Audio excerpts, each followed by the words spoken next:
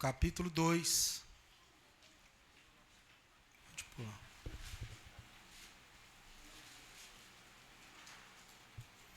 Quantos já louvaram o Senhor nessa noite?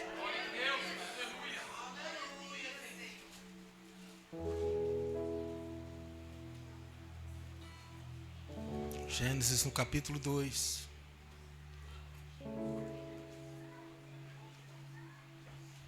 Verso 15.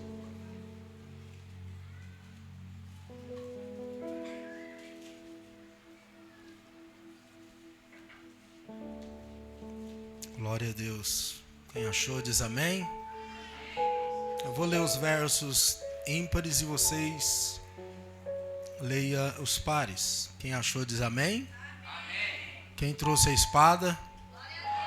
Cadê os jovens que estão armados aí? Deixa eu ver. Cadê os adolescentes? Cadê sua espada, Samuel?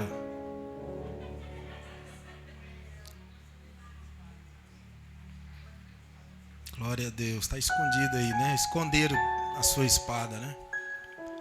Então vamos lá, irmãos. Eu leio os versos ímpares e vocês os pares. Bem bonito. Vamos ler meditando na palavra com calma, amém?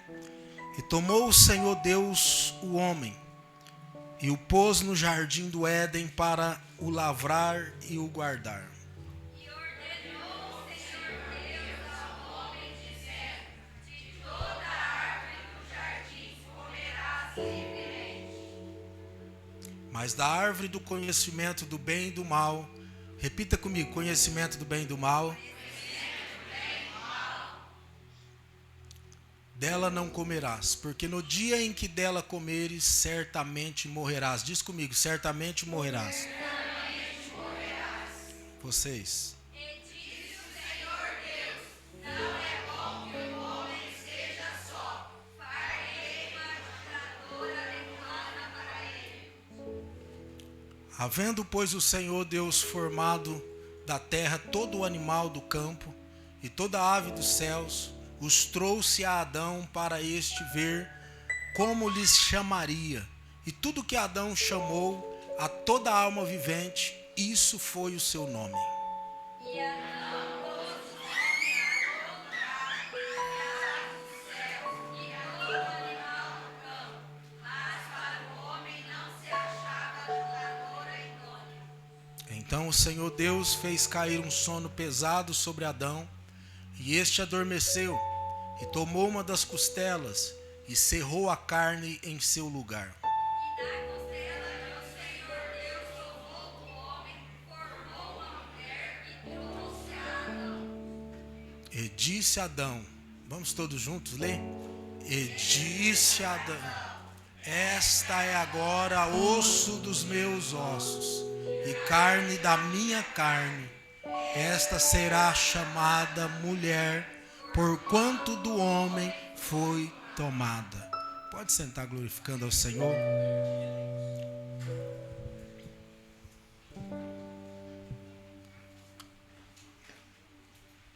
Repita comigo o tema desta mensagem: não ultrapasse o limite que Deus te deu. Vamos lá, todo mundo bem forte? Não ultrapasse o limite que Deus te deu. Vamos lá mais uma vez, bem forte? Não ultrapasse o limite que Deus te deu. Qual foi o limite que Deus te deu? Nós estamos aqui, irmãos, diante de uma palavra poderosa. Deixa o versículo lá para mim, fazendo favor, desde o verso 15. A palavra nos diz, irmãos, que o Senhor Deus tomou e pôs o homem no jardim do Éden para lavrar e guardar o jardim. Nós vemos pela palavra do Senhor que Deus colocou apenas um limite. Podia comer de todos os frutos. Primeiro eu quero que você entenda os privilégios que Deus deu ao homem. Ele podia comer de todos os frutos, exceto um. Que árvore que era? Diga comigo, a árvore do conhecimento do bem e do mal. O Senhor diz: pode comer de tudo, mas não coma fruto desta árvore. Ele tinha liberdade, irmãos. O Senhor o honrou também, dando o privilégio para Adão de colocar nome em todos os animais. A Bíblia fala que todo nome que Adão colocou, foi chamado este animal. O Senhor então dá a ele muitos privilégios. Ele deu o nome do gado, das aves, do animal do campo. Só que o Senhor observou ali que cada animal, cada raça tinha um casal. Era um casal. Mas quando ele olha para Adão, não havia nenhuma companheira. E aí Deus diz o que? Não é bom que o homem esteja. Não é bom que o homem esteja. Às vezes eu vejo alguns homens que frustraram em um casamento quando estava lá no mundo, ou algo do tipo. Ou até mesmo a mulher. E ela diz: não, eu não vou casar nunca mais. Ou o homem: eu não vou casar nunca mais. Ou até algumas moças jovens, olha e diz: não, eu não vou casar não. Agora eu pergunto para você: se Deus diz que não é bom o homem estar só, você acha que vai ser bom? Pense nisso. E Deus olhando e viu: não é bom que o homem esteja só. Viu ali Adão meio solitário. Quem sabe ele via lá o leão namorando a leoa. E ele fala: e eu não tenho nenhuma companheira. E Deus fez o que, irmãos? Já havia colocado ele num lugar de honra, privilégio de poder escolher nome dos animais, poder comer do melhor. E agora, para completar a bênção, Deus pega Adão, coloca ele num sono profundo e tira uma de suas costelas. Tirou o quê? Uma da sua costela. E através daquela costela ele criou a mulher, Eva. E aí ele entrega Eva para Adão. E no verso 22, e da costela o Senhor Deus tomou o homem, formou uma mulher e trouxe a Adão. E aí quando Adão recebe essa costela, ou melhor, essa esposa, Eva, ele disse: esta agora é osso dos meus ossos, carne da minha carne. Esta será chamada mulher, porquanto do homem foi tomada. Quem que disse que ela seria mulher? Foi Deus? Foi Deus? Foi Adão. Essa será mulher, porquanto do homem foi tomada. Então nós lendo até aqui, irmãos, nós entendemos que Deus o abençoou de multiformas. Deus abençoou ele em todas as áreas. Colocou num paraíso, deu uma esposa maravilhosa. E Deus pediu apenas uma coisa: para não tocar, não comer da árvore do conhecimento do bem e do mal, porque o dia que comesse, eles morreriam. Analise comigo, irmãos. Deus colocou apenas um limite. Apenas um limite. Poderia fazer tudo. Apenas uma coisa que não poderia. E a única coisa, irmãos, entenda isso comigo, a única coisa que Deus diz para não fazer, eles fizeram. Talvez nós podemos perguntar, mas por quê? Que Deus então colocou lá, sabendo que eles tinham possibilidade de comer. O que Deus estava testando, irmãos, era até quando Adão seria obediente. Até quando ele manteria a obediência a Deus. Podendo fazer 99,9% de tudo que estava ali, apenas 0,1% que não podia. E nós vemos uma questão interessante que quem comeu o fruto primeiro? Foi Eva. A palavra de Deus fala, irmãos, entenda isso, que a serpente, que era mais astuta, o diabo usa e começa a tentar Eva. Ela chega e diz, olha, vocês podem comer de todos os frutos aí, né? Olha a astúcia dela. Pode comer de tudo, né? E aí Eva diz, não, menos da árvore do conhecimento do bem e do mal. Porque o dia que nós comermos, entenda isso, nós morreremos. E a cobra diz o que para ela? Não, vocês não vão morrer não. Sabe qual é o maior erro, irmãos? E o que nos leva à queda é nós começar a dar ouvido a pessoas ou até o próprio diabo que tenta distorcer a orientação que Deus nos deu. Quando você começa a dar ouvido a alguém que está tentando te influenciar para o mal, alguém tentando te influenciar para que você saia do propósito.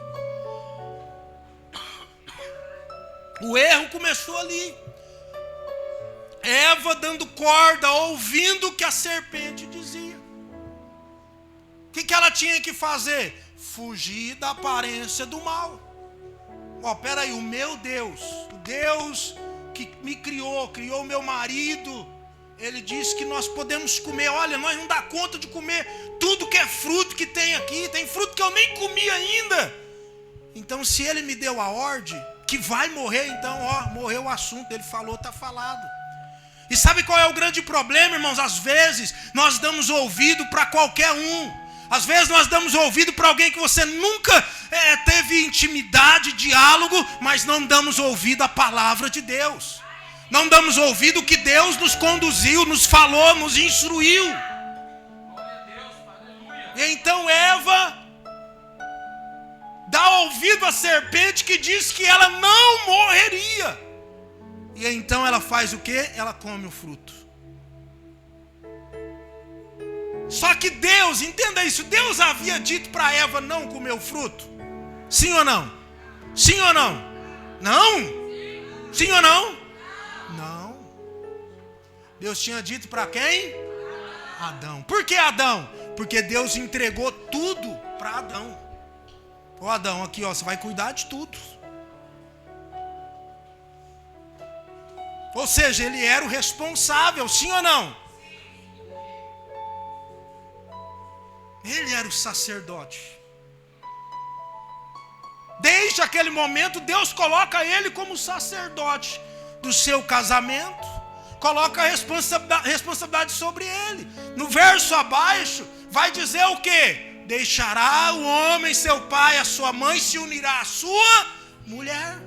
Agora ele passa a ter responsabilidades em cuidar da mulher. Então o maior problema não foi Eva comer o fruto. O maior problema foi Adão comer o fruto. Porque Deus tinha dado a ordem para quem? Para Adão. Deus disse para ele não comer. E aqui tem um ponto importante, irmão. Qual o direcionamento que Deus tem dado para você, homem? Qual o direcionamento que Deus tem dado para você? Chame a sua família e compartilha o que Deus está direcionando com a tua família. Porque o que nós entendemos aqui, será que Adão compartilhou com ela que não era para comer? Entendemos que sim, porque ela sabia que se comesse morreria. Mas será que os dois estavam caminhando alinhados no mesmo propósito? Não vamos desobedecer. Será que Eva chega em Adão e fala: ó, tem uma serpente me atentando. Entenda isso aqui, irmãos. Tem uma serpente me atentando.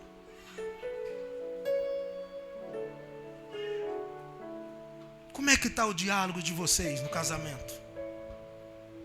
Porque às vezes parece uma coisa simples, a cobra ir lá e falar com Eva.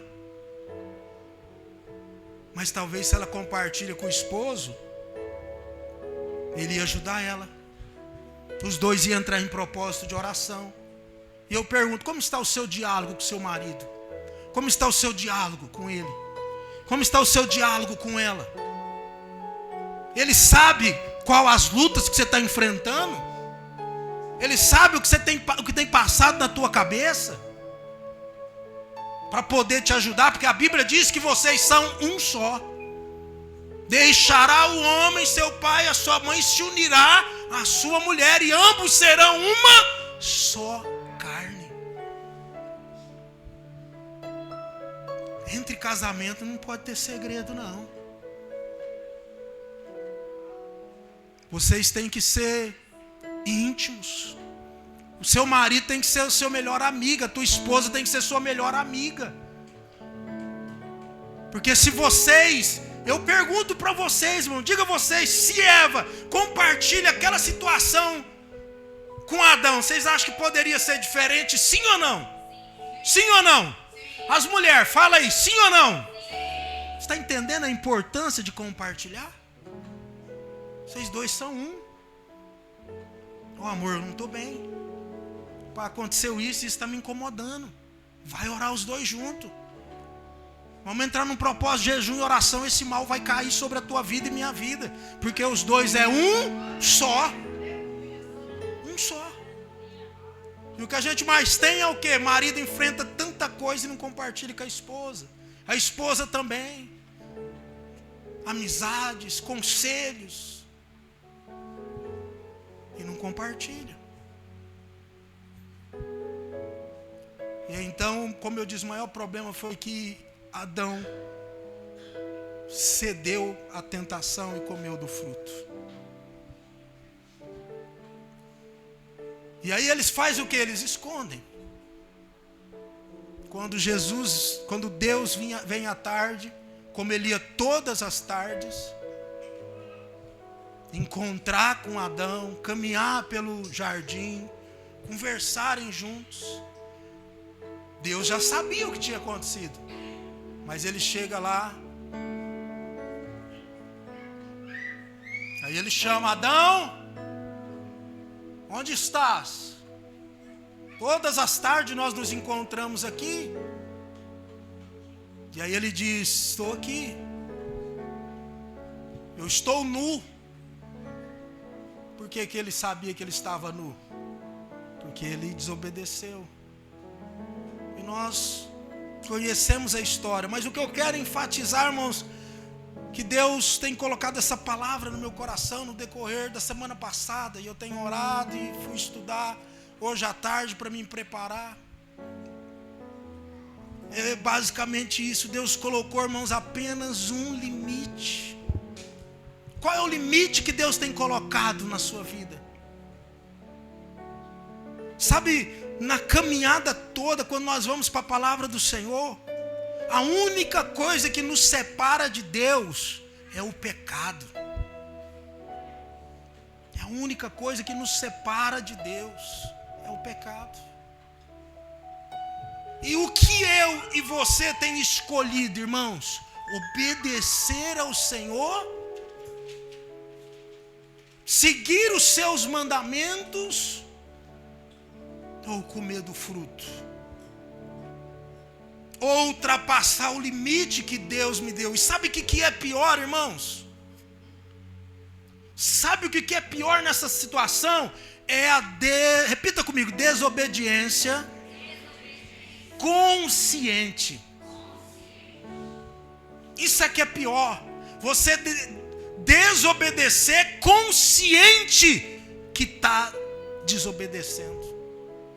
Porque muitas das vezes cometemos erros sem saber. Fazemos alguma coisa, erramos, sem premeditar. Só que aqueles sabiam e erraram, cometeram um pecado, desobedeceram consciente. Eu sei que é pecado, mas eu vou fazer. E eu te desafio, irmãos, a refletir. Qual é o limite que Deus tem colocado para mim e para você? E quando eu pergunto qual é o limite que Deus tem colocado para você, irmãos, isso vai mais além. Porque quando eu e você entrega a nossa vida ao Senhor Jesus, e como o apóstolo Paulo diz, Senhor, ó, eu entrego a minha vida ao Senhor, que a partir de agora não vivo mais eu, mas Cristo vive em mim. Quando nós falamos, Espírito Santo me conduz, me direciona, mostra o que o Senhor quer de mim. Quando nós fazemos assim, o Senhor vai agir, Ele vai mover, Ele vai te mostrar o caminho, Ele vai te direcionar no meio da caminhada. Você vai ter oportunidades, mas como você decidiu, você vai fazer o quê? Você vai fugir da tentação.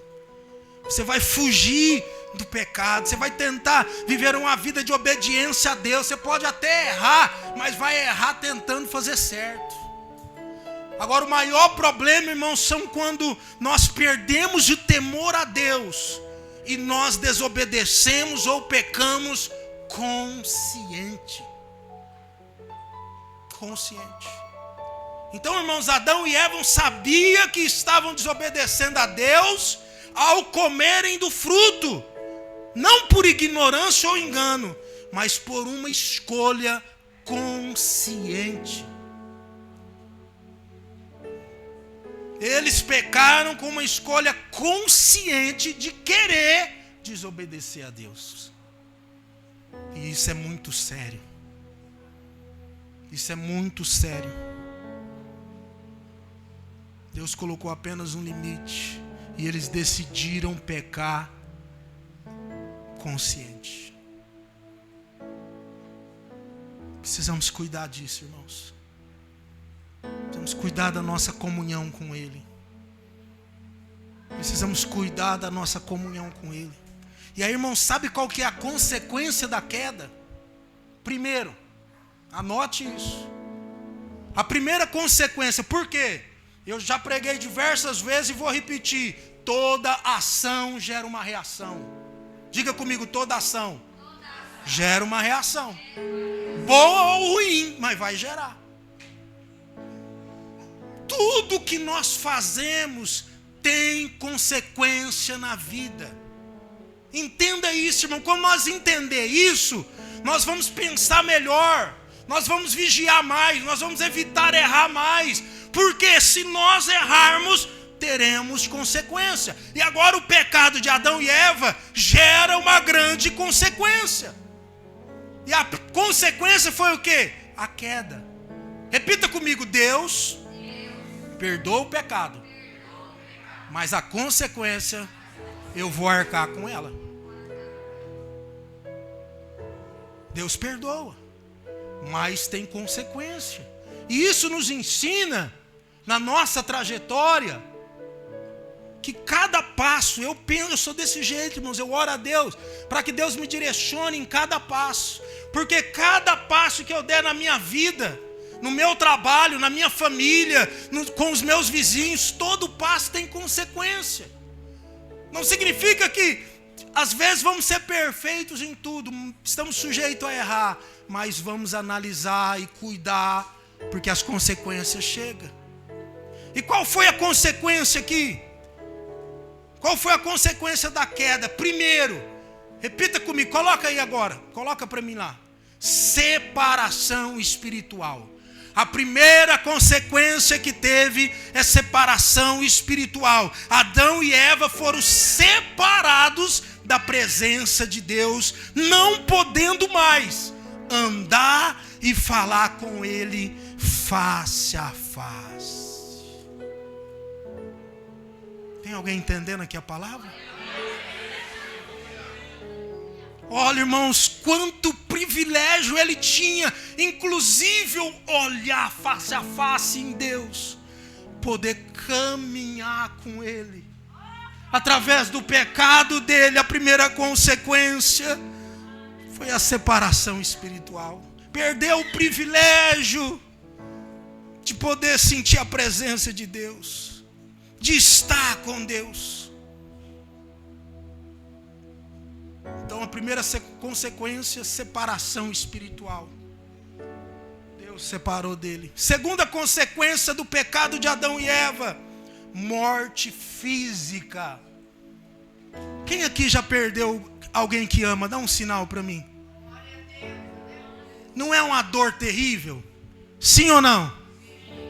Você tenta conformar no longo do tempo, mas quando você lembra, não bate uma tristeza momentânea, uma lembrança e fala, poxa, como que a minha mãe faz falta?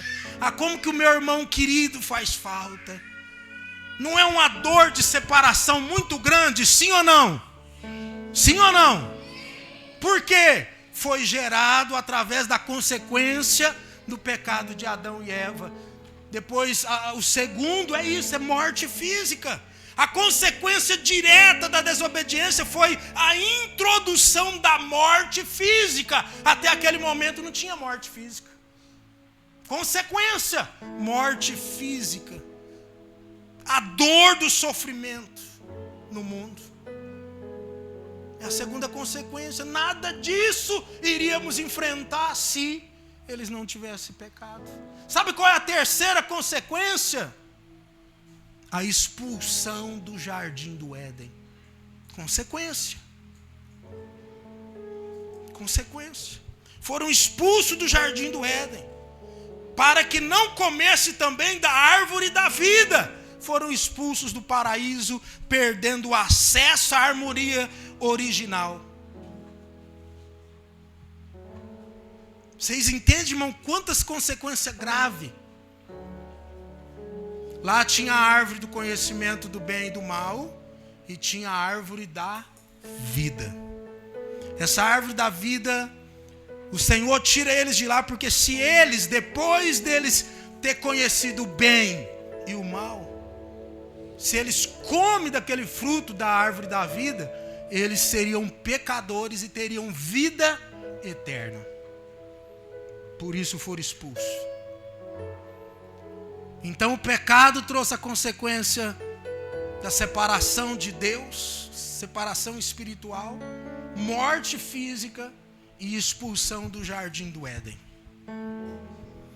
E temos que trazer isso para a nossa realidade, irmãos. Como estamos vivendo a nossa vida. Tudo tem consequência. E sabe o que é pior, irmãos? Uma coisa que eu fico às vezes triste. A consequência, a atitude do pai e da mãe vai trazer consequências, sim ou não? Só que vai ser só para o pai e a mãe? Vai trazer consequência na vida dos filhos.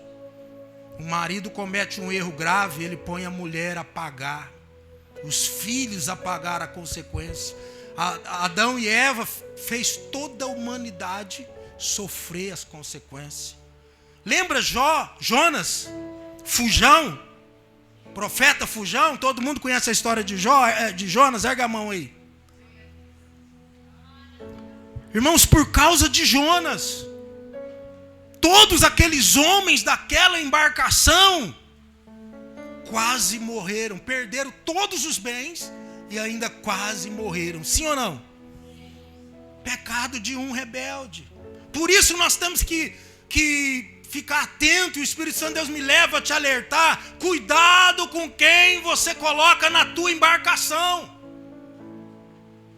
Cuidado quem você coloca na tua casa.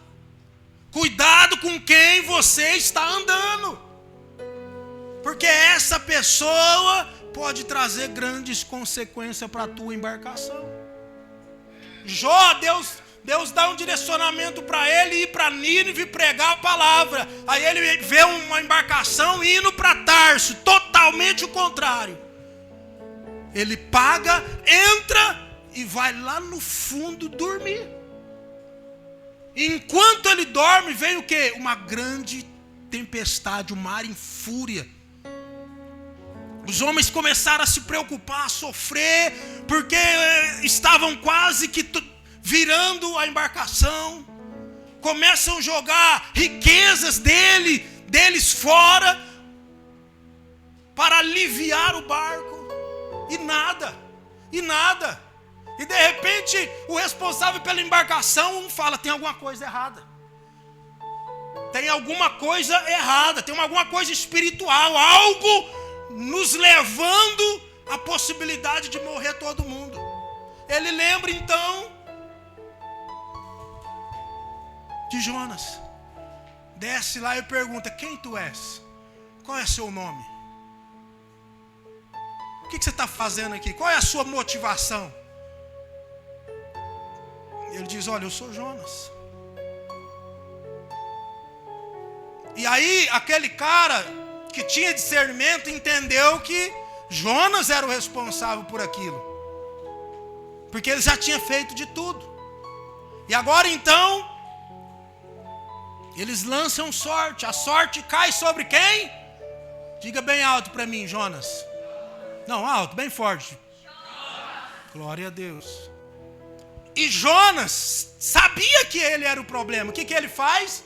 Falou: olha, para vocês não morrerem, me lança no mar, que eu errado morro e vocês vivam. Mas o ponto, irmãos, é esse: as pessoas que estão conosco sofrerão as consequências dos nossos erros. Os pais vão sofrer consequências das escolhas dos filhos, às vezes os filhos dos pais. Cuidado com o que você faz. Só que, irmãos, o nosso Deus, Ele é maravilhoso. Tem alguém que concorda comigo? Se você acha que Ele é maravilhoso, glorifique Ele aí. 1 minuto para você glorificar. Agradecer as maravilhas que Ele tem feito na tua vida. O cuidado que Ele tem. Sabe por quê, irmãos? Aí algumas pessoas falam assim: poxa, Deus então simplesmente permitiu separação espiritual, morte física, expulsão do jardim do Éden. E aí agora nós se lasca com as consequências deles e pronto, acabou. Mas o nosso Deus é misericordioso. Diga: Deus é misericordioso. Nesse mesmo momento, Deus lança uma promessa de redenção. Repita comigo: promessa de redenção. O que é redenção? Restaurar o que foi perdido, dar uma nova chance, dar uma nova oportunidade. Foi quando então, primeiro, que o Senhor Deus fez para que eles alcançassem redenção imediatamente. Entenda isso, irmãos. Gênesis capítulo 3, verso 15. Imediatamente após a sentença, Deus fez uma promessa de redenção. Diga comigo: promessa de redenção. Deus fez uma promessa de redenção, irmão, indicando que haveria um descendente. Olha o que Deus declarou: que haveria um descendente da mulher que esmagaria a cabeça da serpente. Você não entendeu, senão você já tinha dado um glória bem alto. Sabe o que Deus estava dizendo aqui? Olha, Jesus, meu filho amado, ele vai nascer de uma mulher e ele vai pisar na cabeça da serpente.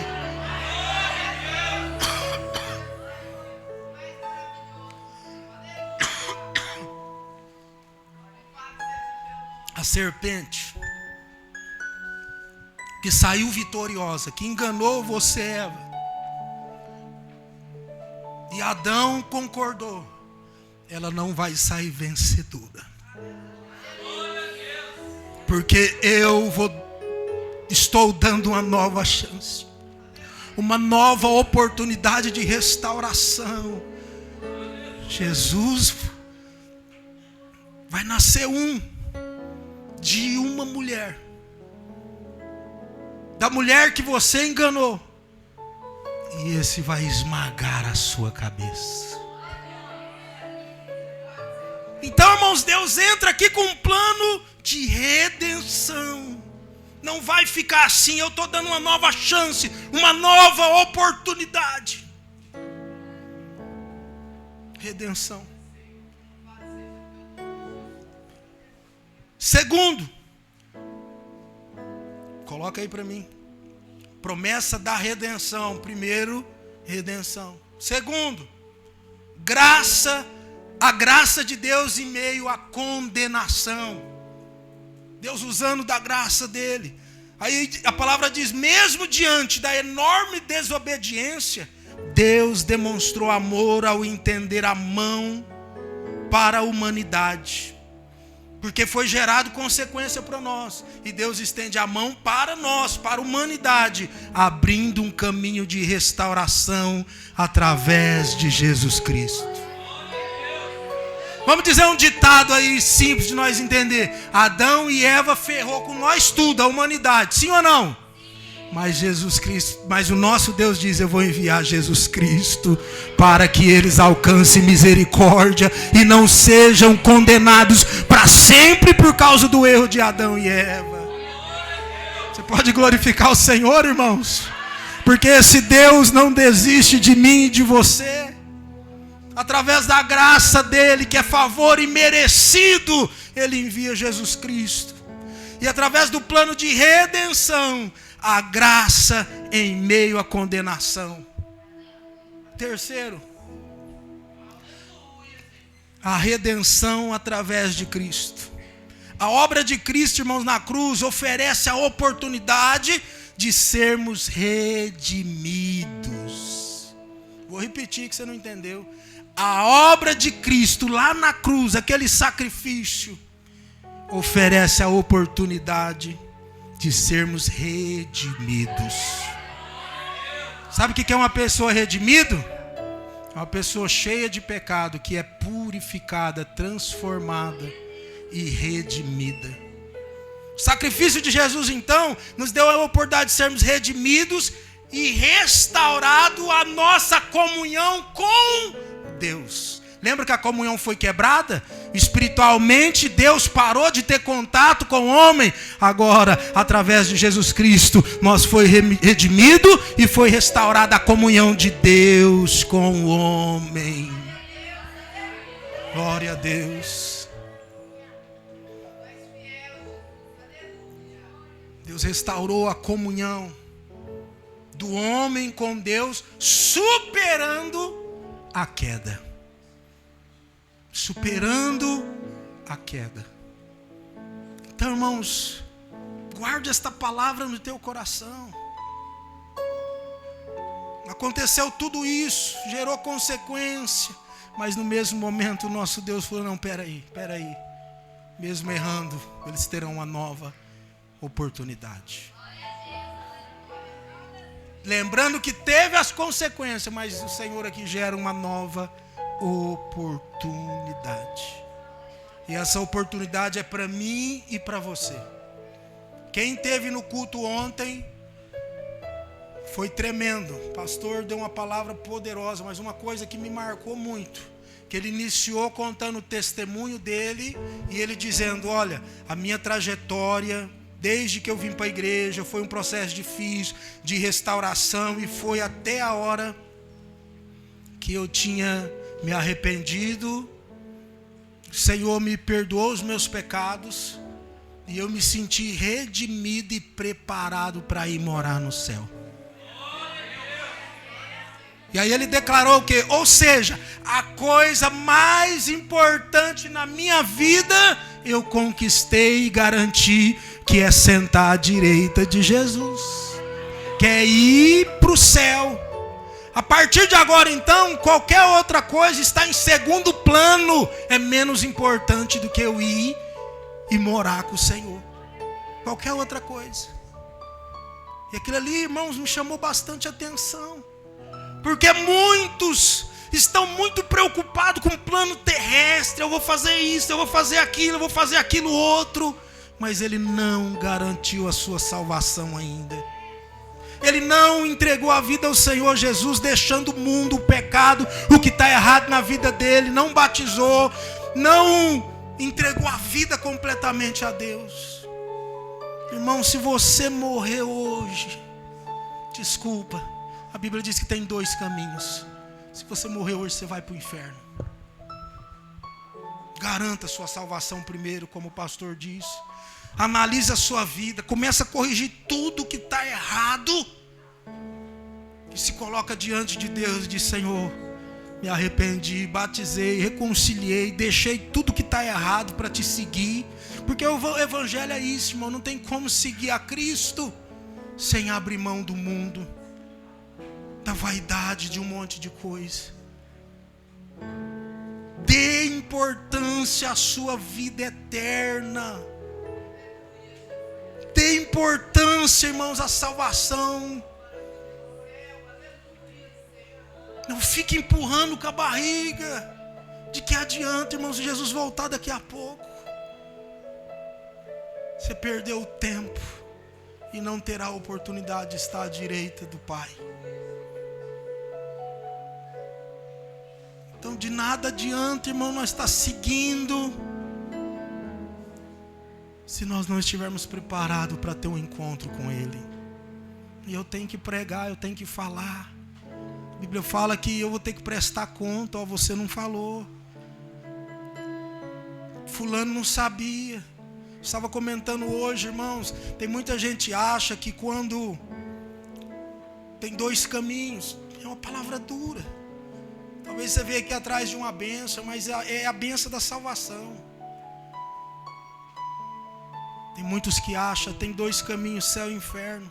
Tem muitos que acham que quando for para o inferno vai cair lá no fogão do demônio e vai queimar dentro de 2, 3 horas, acabou, não. A Bíblia diz que vai para o lago de fogo e enxofre e serão atormentados para todo sempre. Você entende isso, irmão? Como é sério? Hoje temos a oportunidade de aceitar Jesus como o único, suficiente Salvador e procurar viver uma vida que agrade a Ele, buscando até a volta dEle. Mas amanhã pode ser muito tarde. Analise como está a sua vida. Põe a vida em ordem. Nós estávamos conversando hoje também. Tem muitos que falam: não, agora eu estou novo, quando eu ficar velho eu vou para a igreja. Quem garante o seu dia de amanhã? Quem garante, irmãos? Não vale a pena. O que o mundo tem para oferecer? Eu digo, um jovem hoje que não está na igreja, sabe o que o mundo tem para oferecer? Drogas, bebida, prostituição. Tudo isso vai te destruir. Através da prostituição pode pegar uma doença, algo terrível, você ter que viver com consequência. O mundo não tem mais nada para oferecer fora isso. A carne predomina no mundo, porque você não tem o Espírito Santo. E aí a carne quer o quê? Só isso.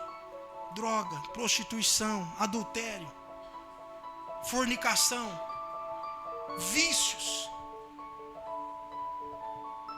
Porque o papel do diabo é matar, roubar e destruir. Se ele tem a oportunidade, ele já te mata e leva para o inferno. Se ele não tem, ele vai te matando aos poucos. Através da bebida, do vício, do cigarro, do vício da pinga, da droga, da prostituição. Vai te matando aos pouquinhos. E daqui a pouco você morre e vai para lá. Palavra dura, mas é a pura verdade, irmão. Dia que Deus pegar lá e me chamar e falar: ó, como é que foi? Tá lá, eu preguei, eu ensinei, eu instruí, eu mostrei na palavra. Então fuja do pecado. Se fortalece, se edifica, vive uma vida que agrade ao Senhor. Todo dia nós precisamos certificar. Eu me lembro um tempo atrás, e já encerro, aonde as igrejas chegavam na semana de Santa Ceia. Olha, gente, vamos jejuar, vamos vigiar essa semana, vamos cuidar, porque a ceia é sábado e tal. E fazia assim, irmãos. Só que não é a semana da ceia. Todo dia, quando eu colocar minha cabeça na cama, eu tenho que ter garantido que se Jesus voltar, se eu não acordar no outro dia, eu tenho a garantia da minha salvação. Ninguém dá glória agora, né?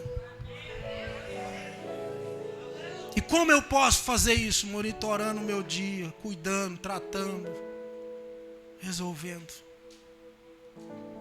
E para encerrar aqui, conclusão. A única coisa que Deus pede para mim e para você é obediência aos seus mandamentos. Diga comigo, obediência aos seus mandamentos. É isso que Deus quer de nós hoje, irmãos. Obediência aos seus mandamentos. Ah, pastor, mas eu não sei o que realmente Deus quer de mim. Começa a ler, começa a conhecer a palavra. Deuteronômio 28 fala sobre isso. Se atentamente ouvir a minha palavra, tendo cuidado de guardar todos os meus mandamentos, eu te exaltarei sobre todas as nações da terra. E ali tem muitas promessas. Abençoarei o teu celeiro, a amassadeira, abençoarei seu filho, seus filhos. O inimigo que se levantar contra ti por um caminho, por 7 caminhos vai fugir. Só promessa de bênção por causa da obediência. Então Deus requer apenas obediência de nós. Lute para viver essa vida de obediência que agrade a Ele. Se comprometa, irmãos, a fazer o certo. Amém? Você pode fazer qualquer escolha, porque nós temos o livre-arbítrio, mas eu quero que você grave isso, você pode escolher. Só que as consequências virão, tanto positiva quanto negativa. Não estou passando medo em ninguém não, é a verdade. Se coloque de pé.